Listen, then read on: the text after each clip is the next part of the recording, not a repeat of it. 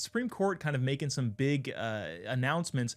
This is kind of the time of the year where they drop all of their hearings, or they drop all of their cases on the American public, and then they head for the hills. Don't answer any questions because I don't know, why would you want to?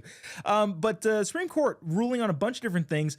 Natalie, one of those is the reverse discrimination thing. There was a case where a woman said, "Hey, I had to reach a higher standard because I didn't fit any sort of minority status. I wasn't gay. I wasn't an immigrant or whatever other DEI things." And the Supreme Court said, no, you can't hold people who don't categorize themselves in any sort of diverse way in a higher standard than you do with other people. They also were, interestingly enough, unanimous on saying that Mexico as a country couldn't sue U.S. manufacturers. They also said, yeah, Catholic have free speech in that case in Wisconsin. We don't have to go through the litany of this.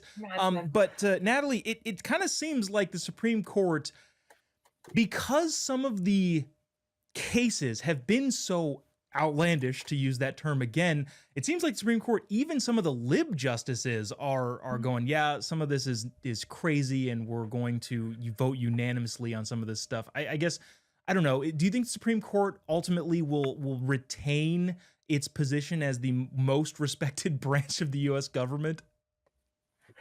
I don't know. It's tough to say, but these were definitely some wins for American values and for conservatives, and I'm happy with them. I'm not happy with everything the Supreme Court does, obviously.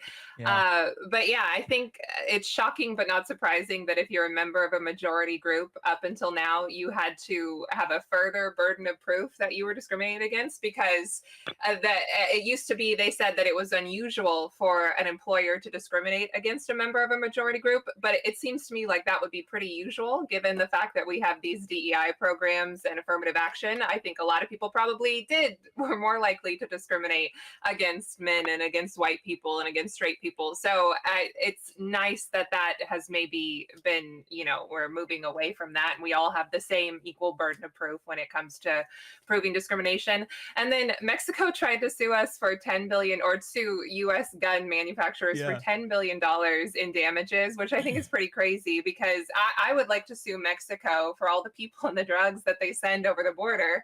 So I'm glad that the Supreme Court unanimously saw that was a silly lawsuit, and maybe Mexico should get their cartel members under control instead of blaming the guns. I don't really understand that at all. Yeah, it was crazy that they tried. But I am glad the Supreme Court said, no, you can't do that. And every single one of them agreed. Speaking of Mexico, Matt, there is a new warning coming out from U.S. officials saying there's a security threat to Americans who vacation in Mexico and may use dating apps. You got to be cautious of kidnapping. In order to separate ourselves from a culture that this is a huge problem with tourists going to places and using various apps and being susceptible to kidnapping, I don't know, maybe we should build a wall between us and that country. Maybe a crazy idea. Your thoughts on the warning coming out from the U.S. government? Well, as if the results weren't good enough already with online dating and dating apps in this country, we're going down to Mexico to try it, which is kind of like being in this country and saying, the water isn't that great. Let's go to Somalia and try their water. And I